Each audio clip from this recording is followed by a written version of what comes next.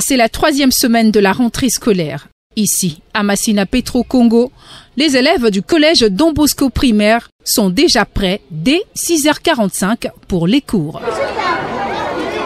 Prise de température et port du cache-nez obligatoire dès l'entrée de l'enclos. Les autres dispositifs sanitaires sont visibles devant les salles de classe.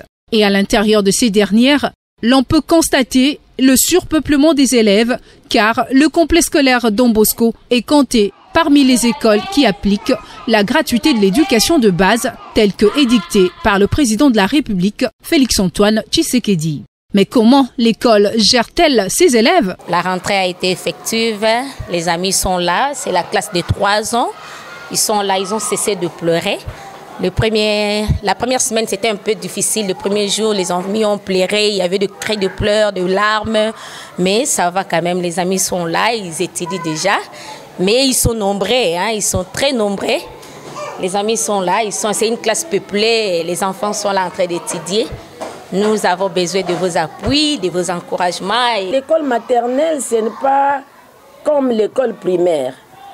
On a beaucoup à faire avec l'argent à l'école maternelle.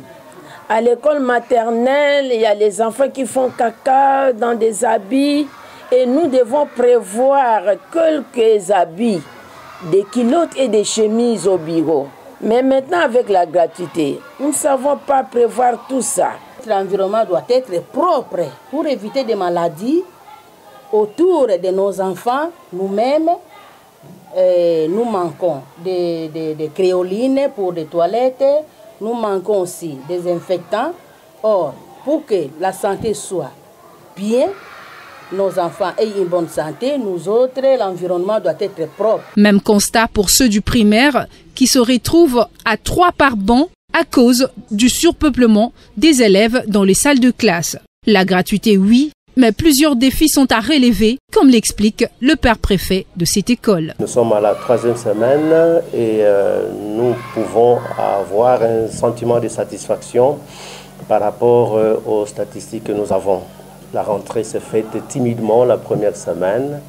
Déjà à la fin de la 2e semaine, j'allais dire que 80% des enfants attendus étaient là. Alors c'est difficilement que nous avons dû nous imposer à ne plus inscrire les enfants parce que jusqu'au jour d'aujourd'hui, les parents continuent à toquer à notre porte.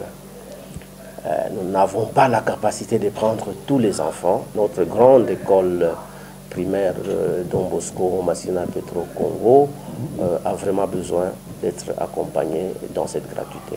Les élèves sont contents d'avoir repris le chemin de l'école malgré la pandémie de la Covid-19. Nous étions restés durant très longtemps en confinement. Je m'ennuyais aussi parfois. J'ai trouvé ça très bien qu'on a repris l'école. J'avais très peur et je ne savais pas dans quelle classe je serais, si mon enseignant serait méchant avec moi. Et puis j'ai promis à ma mère que je serais la lauréate cette année. L'année scolaire 2020-2021 a déjà pris son élan. Les parents qui gardent encore leurs enfants à la maison sont appelés à les envoyer au plus vite. Il y a une maladie grave qui